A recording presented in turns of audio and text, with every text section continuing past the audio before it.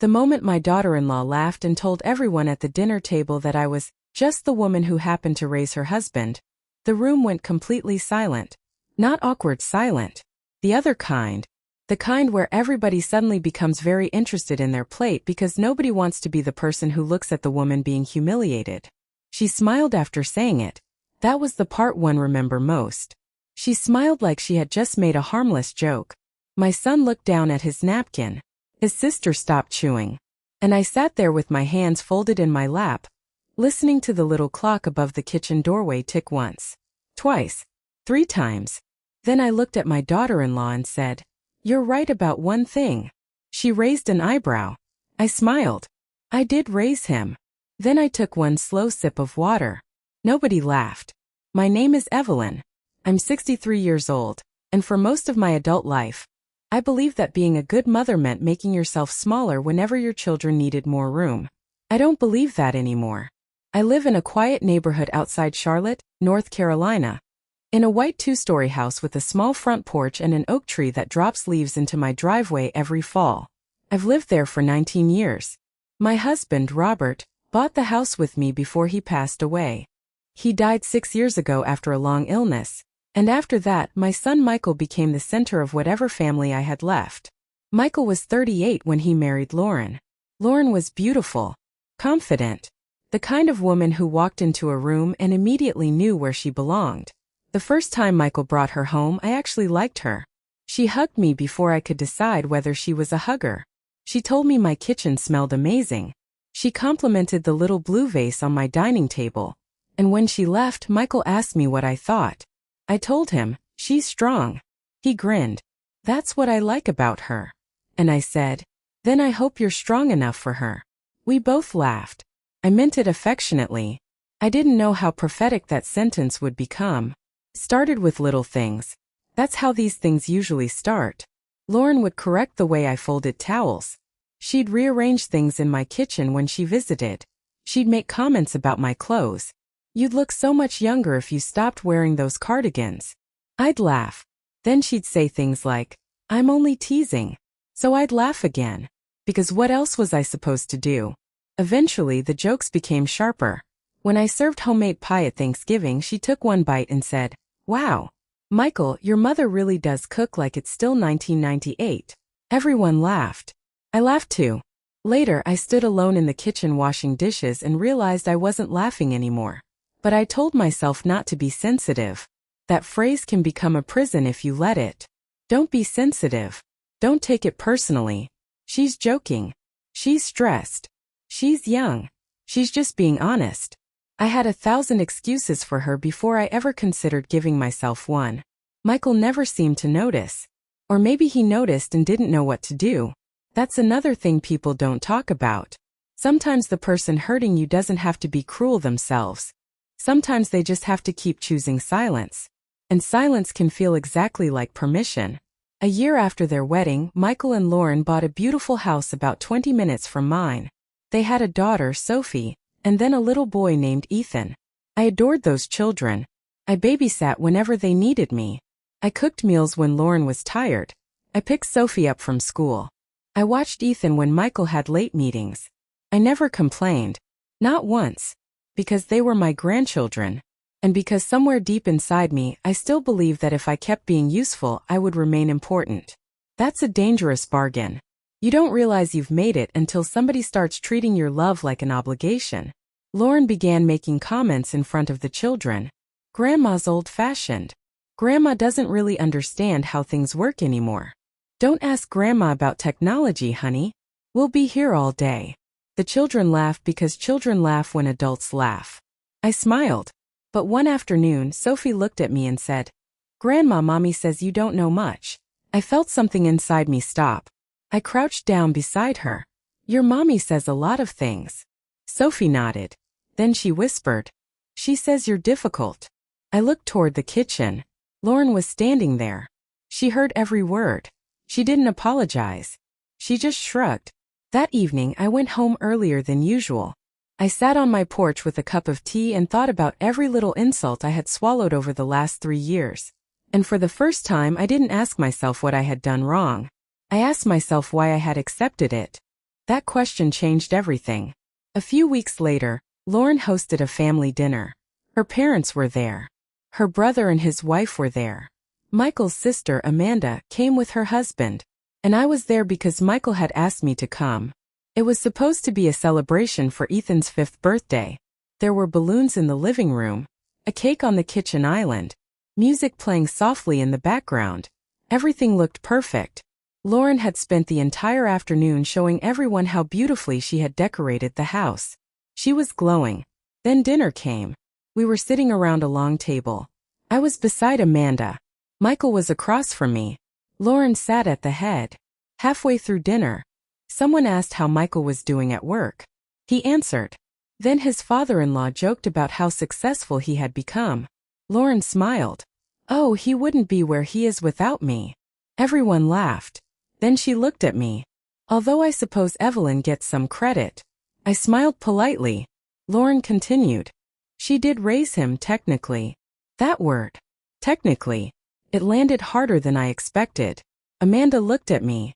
I could see she was uncomfortable. Michael cleared his throat. Lauren picked up her wine glass. I mean, let's be honest, she said. She raised a man from another generation. Michael needed a complete upgrade after he married me. Her father laughed. I didn't. Lauren looked directly at me. What? I said nothing. She smiled. Oh, come on, Evelyn. Don't make that face. I finally looked around the table. 8 adults. 3 children in the next room. And every single person was waiting to see what I would do. I put my fork down. Carefully. Then I said, Lauren, would you like me to answer you honestly? She leaned back. Sure. Then don't ask unless you're prepared to hear it. The smile disappeared from her face. I continued. You've made jokes about my age. You've criticized my cooking. You've told my grandchildren I'm difficult. You've corrected me in my own home. And now you've decided to reduce 29 years of raising my son to the word technically. Michael finally looked up. Mom. I held up my hand. Not angrily. Just enough to stop him. No, Michael. Let me finish. He went quiet.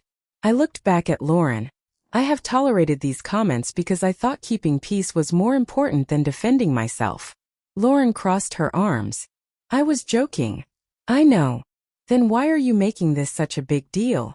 I took a breath. Because you don't joke with someone repeatedly when you know the joke hurts them. Silence. You test them. Her face changed. Just slightly. You test how much they'll tolerate. Nobody moved. I continued. And I have tolerated enough. Lauren laughed nervously. Wow. I nodded. Yes. Wow. Michael looked embarrassed. Mom, this isn't the place. I looked at him. You're right. Then I stood up. This isn't the place. Picked up my purse. So I'm going home. Lauren stared at me. Seriously.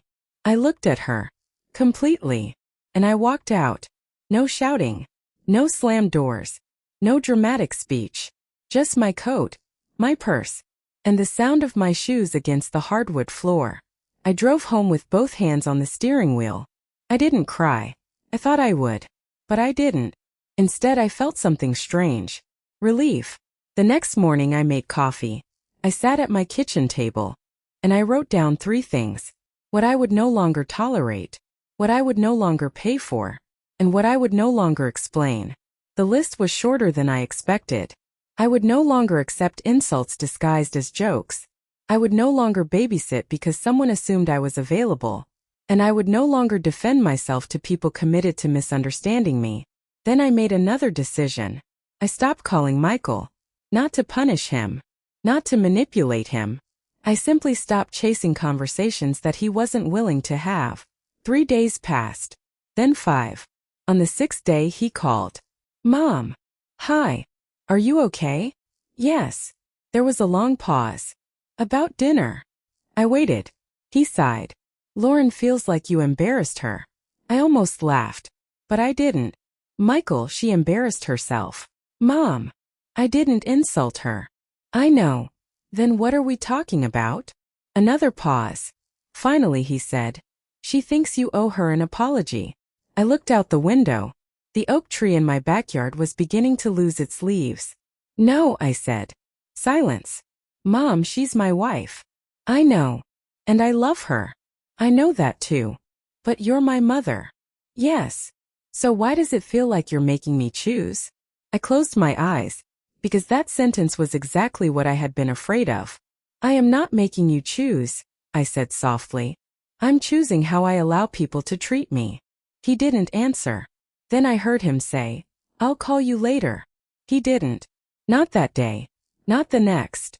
And for a while I wondered if I had finally lost my son. That fear is real.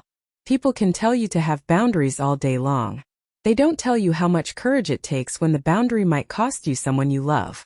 For 2 weeks Michael barely spoke to me. Lauren didn't contact me at all. I didn't contact them. Instead, I started doing things I hadn't done in years. I joined a local book club. I took a pottery class. I started having lunch with Amanda every other Thursday. I planted herbs in the backyard. I even bought a ridiculous yellow bicycle. I hadn't ridden a bike since I was 40. The first time I rode it, I nearly crashed into a mailbox. I laughed so hard I had to stop, and I realized something. I hadn't laughed like that in a very long time. Not the polite laugh. Not the family dinner laugh. A real one. The kind that makes your stomach hurt. 3 months passed. Then Michael showed up at my house alone. I opened the door. He looked tired. Older somehow. Can I come in? I stepped aside. He sat at the kitchen table. I made coffee. For a few minutes, neither of us spoke. Finally, he said, I owe you an apology.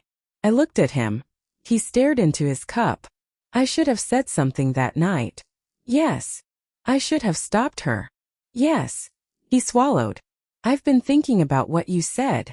What part? That you were a person. I smiled sadly. I'm glad you remembered. He looked at me. I think I forgot. That hurt. But it was honest. And sometimes honesty is the first good thing that happens after a long period of pretending. He told me that Lauren and he had been fighting. That she had become more controlling. That he had started realizing how often he stayed quiet just to avoid conflict. And then he said something that surprised me. She does it to me too. I didn't say, I told you so.